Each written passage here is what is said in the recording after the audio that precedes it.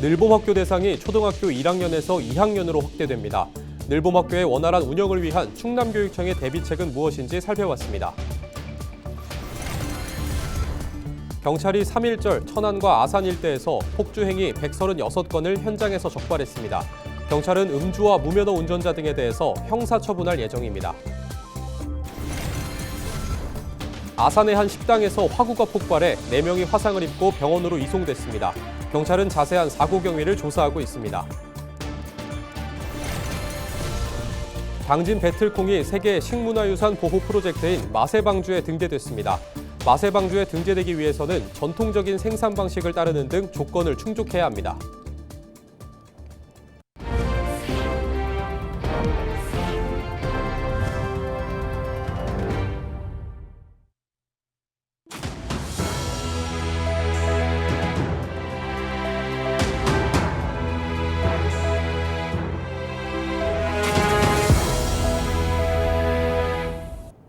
시청자 여러분 안녕하십니까? 헬로티비 뉴스입니다. 지난달 대전에서 8살 김하늘 양이 늘봄학교를 마치고 귀가하다 목숨을 잃는 안타까운 사건이 발생했습니다. 이후 늘봄학교 안전에 대한 학부모들의 불안감이 커지고 있는데요. 이번 학기부터 늘봄학교 대상이 늘어나는 가운데 충남교육청의 늘봄학교 대비는 잘 됐는지 살펴봤습니다. 정호석 기자의 보도입니다. 정규 수업 이후 학생들을 돌봐주는 늘봄학교. 지난해부터 전국 모든 초등학교 1학년을 대상으로 실시됐고 올해는 2학년으로 확대돼 시행됩니다. 하지만 최근 대전 초등학생 피살 사건 이후 늘봄학교 안전에 대한 우려의 목소리가 커지고 있습니다. 충남교육청은 안전한 늘봄학교를 위해 CCTV 설치 확대와 안심 터치벨을 지원하기로 했습니다. 또 학생들의 안전한 귀가를 위해 대면 인계, 동행 귀가 원칙을 강화했고 이를 위한 학생 보호 인력도 배치했습니다. 이와 함께 아이의 위치 정보를 알려주고 등하교시 문자를 보내주는 서비스를 모든 학교로 확대했습니다. 초등 안심 알림이 앱을 개발하여서 학생들이 그 앱을 사용하면 학부모님들이 아이들의 귀가와 또 학교에 들어오는 것들을 실시간 문자로 받을 수 있도록 준비하고 있습니다. 충남교육청은 문화예술, 체육 프로그램 관련 전문 강사를 지난해 약 60명에서 올해 약 3배 증가한 200여 명으로 확대했습니다. 이를 통해 400곳 이상의 학교에 전문 강사 프로그램을 지원할 예정입니다. 또 지역 내 대학과 농촌 체험농장, 전문기관과 연계해 다양한 양질의 수업을 제공할 계획입니다. 교사의 업무 부담을 줄이기 위한 인력 채용도 마무리했습니다. 늘봄 관련 행정 업무를 담당할 지원실장 8명을 학교에 배치했고 늘봄 프로그램 강사 등 인력 5천여 명을 채용했습니다.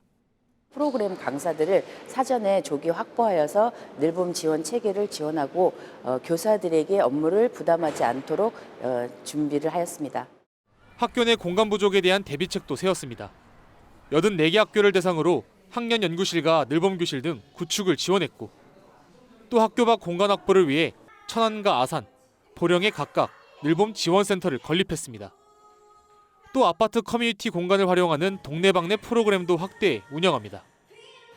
동네방네 프로그램을 작년에 17개소를 운영하였는데 올해는 대폭 확대해서 42개소 운영하면서 학교에서 부족한 공간을 아파트 커뮤니티에서 활용하도록 준비하였습니다.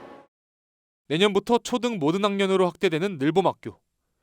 원활한 늘봄학교 운영을 위한 충남교육청의 다양한 정책이 좋은 결과를 낼 수 있을지 관심이 쏠립니다. 헬로티비 뉴스 정호석입니다. 3.1절 충남 지역에서 다수의 폭주 행위가 적발됐습니다. 충남경찰청은 지난 1일 천안과 아산 일대에서 폭주 행위 136건을 현장에서 적발했다고 밝혔습니다. 경찰은 음주와 무면허 운전자, 불법 개조 운전자에 대해서는 형사처분할 예정입니다. 이와 함께 관계기관에서 적발한 확인서 발행 5건은 과태료를 부과할 계획입니다. 또 암행순찰자와 현장 경찰관이 체증한 폭주족의 추가적인 위법 행위는 영상 분석을 통해 사법 처리할 방침입니다. 아산의 한 식당에서 화구가 폭발하는 사고가 발생했습니다. 지난 2일 오전 11시 50분쯤 아산시 은봉면의 한 식당에서 테이블 화구가 폭발했습니다.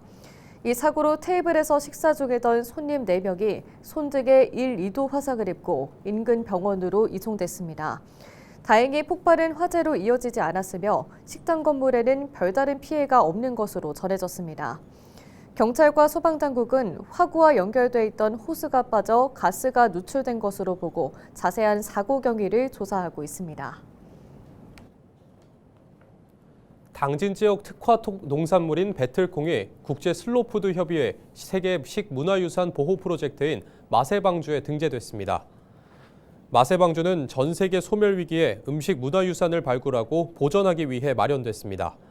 마세방주에 등재되기 위해서는 식품 원료가 특정 지역에서 생산돼야 하고 전통적인 생산 방식을 따라야 합니다. 당진시는 이번 등재가 배틀콩 토종 종자를 보존하고 지역 특화 상품 개발에 기반이 될 것으로 기대하고 있습니다.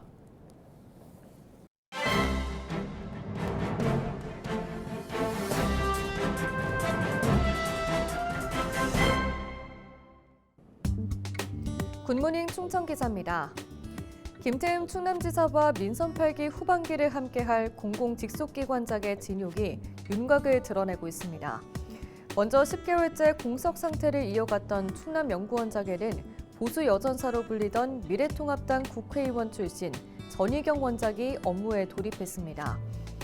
논문 표절과 연구윤리 위반 의혹을 받았던 전 원장은 충남도 의회로부터 혹독한 검증을 받았지만 최종적으로 적합 판정을 받았습니다. 정치권은 약 3년 뒤 치러질 제23대 총선 출마를 염두에 둔 행보라는 분석을 내놓고 있습니다.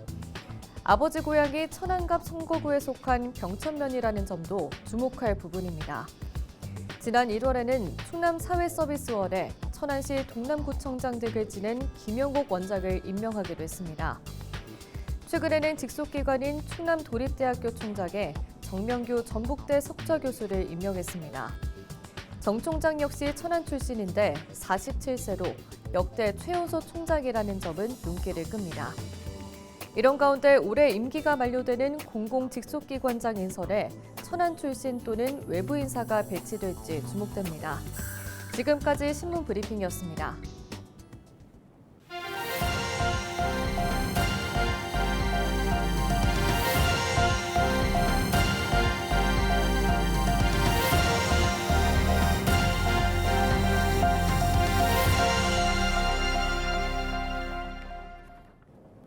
충남 대부분 지역에 내리던 비와 눈이 그치고 강추위가 찾아오겠습니다.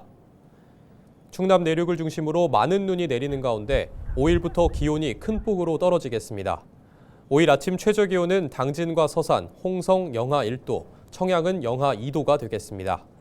낮 최고 기온은 태안 8도, 당진과 서산, 예산은 9도가 될 전망입니다.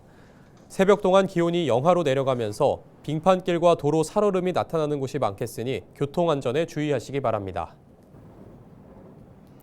1일 오후 2시 37분쯤 태안 꽃지해수욕장 인근 갯바위에 고립된 2명이 구조됐습니다. 태안해경은 신고 접수 후 18분 만에 구조를 완료했고 다친 곳은 없다고 밝혔습니다. 이들은 밀물대를 확인하지 못하고 갯바위에 고립된 것으로 파악됐습니다. 해경은 섬이나 갯바위를 출입할 땐 미리 물때를 확인하고 구명조끼를 착용해야 한다고 당부했습니다. 충남도가 정비사업이 진행 중인 홍해공원 내 출입을 제한합니다. 충남도는 홍해공원 명품화 사업과 관련해 잠이원 일부 구역을 제외하고 공원 내 출입을 제한하고 있다고 밝혔습니다. 이번 조치는 공사장 내 안전사고 예방을 위해 마련됐으며 사업 완료 때까지 유지됩니다. 충남도는 도민 불편 최소화를 위해 각종 행사가 열릴 때는 부분 개방할 방침입니다. 한편 지난해 내포 신도시 홍해공원에 66만 명이 넘게 방문한 것으로 집계됐습니다.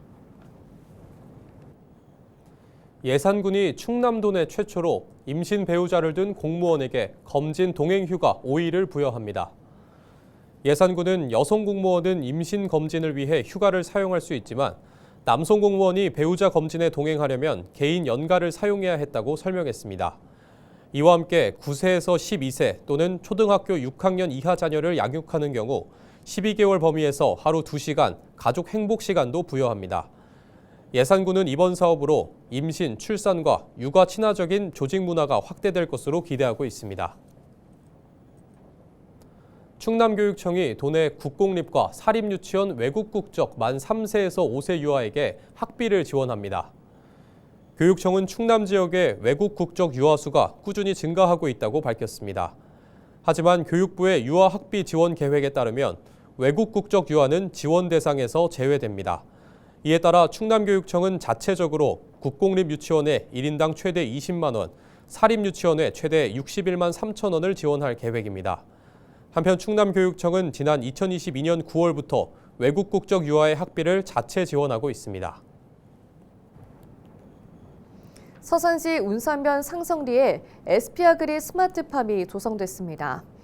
이번에 준공된 스마트팜은 1.5헥타르 규모의 온실을 갖췄습니다. 온실에는 딸기 생산 베드가 2단으로 설치됐으며 일부에는 딸기가 정식돼 올해 생산이 시작될 예정입니다.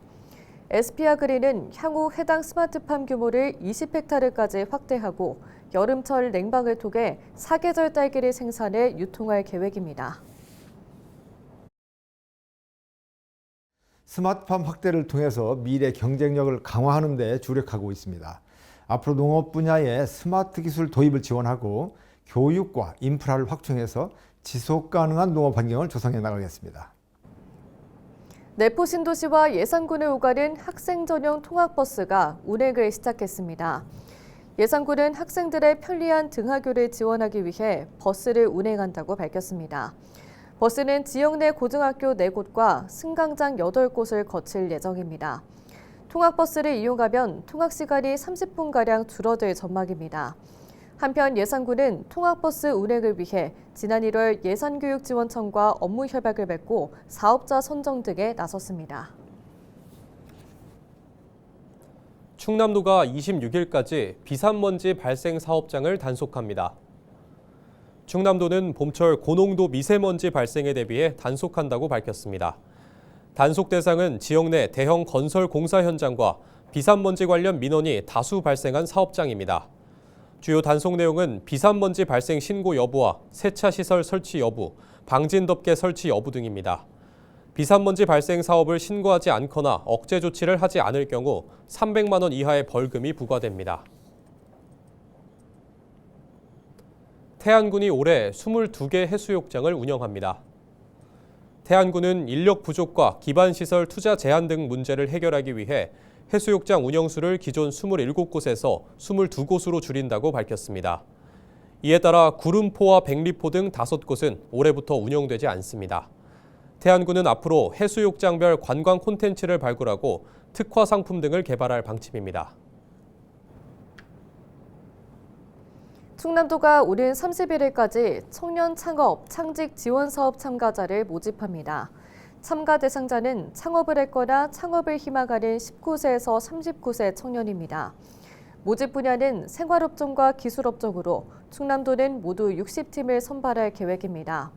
생활업종 분야는 동네 창업학교와 도전 패키지, 성장 패키지로 구성됐습니다. 동네 창업학교는 지원 대상을 지난해 예비 창업자에서 올해 기창업까지 확대했고 도전 패키지 특화 보증 지원은 5천만 원에서 1억 원까지 상향했습니다.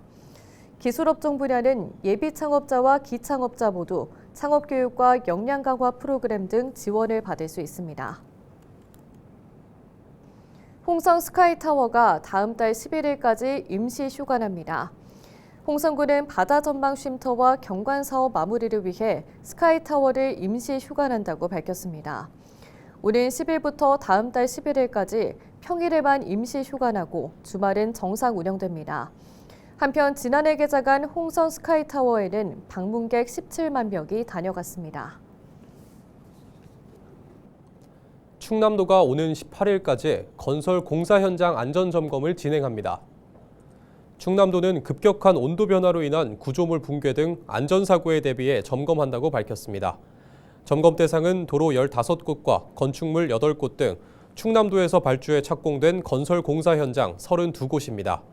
주요 점검 내용은 균열 발생 여부와 안전표지판 설치 여부, 토사 유실 여부 등입니다. 충남도는 위험 요인을 발견하면 현장에서 즉시 조치할 계획입니다. 이상으로 뉴스를 마칩니다. 시청해주신 여러분 고맙습니다.